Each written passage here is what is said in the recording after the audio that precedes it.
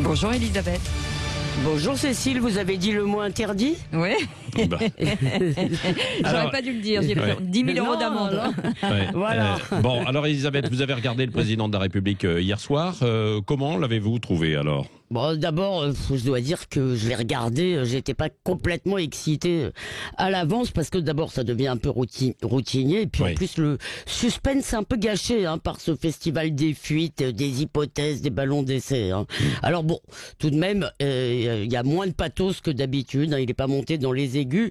Toujours un peu la confusion des rôles, il s'occupe à la fois des grands principes et des petits détails, c'est le guide suprême, le chef de bureau et aussi la nounou. Il nous prodigue ses encouragements, il nous félicite, nous dit qu'on a été bien sage et on a l'impression qu'il va demander au Premier ministre de créer une grande cellule d'aide psychologique. Bon, tout de même, l'étau se resserre un peu, quoi, non? Oui, on se rappelle que la vie n'est pas seulement la biologie, il y a eu cette expression « tout ce qui fait la vie ». Alors effectivement, on a eu une feuille de route, je résume, c'est une normalisation progressive, mais pas un retour à la normale. Par exemple, on va donc passer du confinement au couvre-feu, ce que je ne comprends pas bien, mais vous me l'expliquerez certainement, parce que si tout est fermé, après tout, ça n'est pas très grave si on sort de chez soi. Bon, alors, moi j'ai plutôt le sentiment, mais votre invité précédent a dit le contraire, que isoler les malades, c'est une mesure de bon sens pour pas qu'ils contaminent les autres quand on sait que les gens sont malades, mais ça doit aller avec la libération de tous ceux qui ne sont pas malades.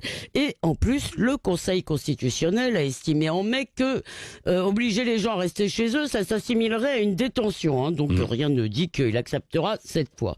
Et j'ai noté aussi une autre proposition qui me paraît totalement démagogique, c'est cette affaire de comité citoyen sur le vaccin. Oui, Oui. non, Bon, écoutez, est-ce qu'il y a une cohérence ou pas? déjà, pas de l'avis de tout le monde. J'ai aussi entendu Marine Le Pen. En tout cas, il y a déjà deux groupes furibonds. Il y a les catholiques qui en rajoutent un petit peu tout de même dans le victimisme en parlant de suprême humiliation. Mais il est vrai que la jauge à 30 semble un peu idiote. 30 au Sacré-Cœur, ça n'a pas beaucoup de sens. Et enfin, il y a les restaurateurs. Alors là encore, je m'interroge sur ce qu'a dit votre précédent invité quand il parle, parce qu'on ne sait pas où les gens se contaminent. Alors oui, il y a peut-être des études américaines et asiatiques, ce serait tout de même pas mal qu'on le sache en France. Et j'ai appris dans Le Point que si on n'a pas réussi à avoir des données là-dessus, eh bien c'est parce que la CNIL s'oppose à ce qu'on les utilise. Voilà. Et surtout, ce que je vois, c'est que d'un côté, on nous appelle à la responsabilité individuelle et d'un autre côté, la folie réglementaire et son cortège d'absurdité va continuer. Alors, celle que je préfère, c'est l'horodatage. L'horodatage pour les cinémas et les théâtres. J'espère que vous avez des horodateurs chez vous, Patrick. Mais à mon avis, on va beaucoup s'amuser avec ça.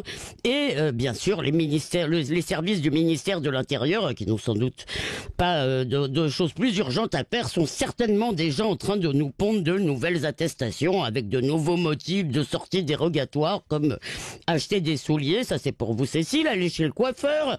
Ça, pardon, Patrick, c'est pour vous. Et ça semble être aussi... Oh non, pardon, non. Alors, pas de coiffeur pour Patrick. Pas de Ça sert à coiffeur. rien. Non, Bon, non. si, Non, attendez. mais en revanche, ça semble être une urgence. Franchement, ça semble être une urgence pour le président. Il faut absolument qu'il aille chez le coiffeur. Alors, je ne sais pas si ce sera possible, mais la coupe qu'on a dû lui faire dans les couloirs de l'Élysée est assez ratée. Alors, j'espère pour lui qu'un artiste, un professionnel pourra récupérer ce véritable désastre. Bon, un petit peu d'humour quand même, malgré tout.